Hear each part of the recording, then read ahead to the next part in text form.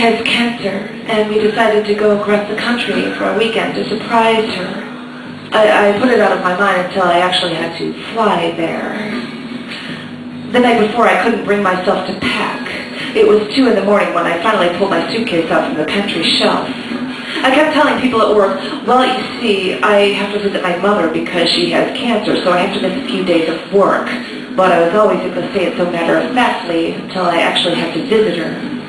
In fact, when my sister told me the diagnosis, it was right around Christmas time, and there was so much work to do, and I still had presents to wrap and a meal to prepare, and Christmas was supposed to be a happy time, that I managed to postpone even thinking about it until I had to pack, to decide what to take, what to leave behind, put my life into a little black box with a handle and wheels, and go.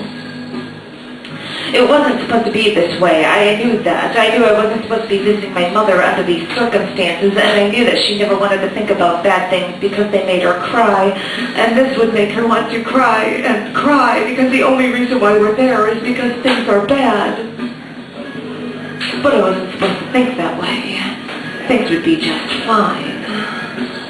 So I finished packing at 4 in the morning, and the next thing I remember is I was on the plane with my sisters, and we got to Mom and Dad's house, and everyone was so happy to see each other. It was like one big family reunion, and we were all laughing and talking and trying to figure out where we were all going to sleep.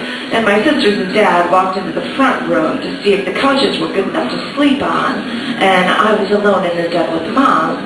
So I suddenly became serious and sat down next to her and asked her how she was really doing.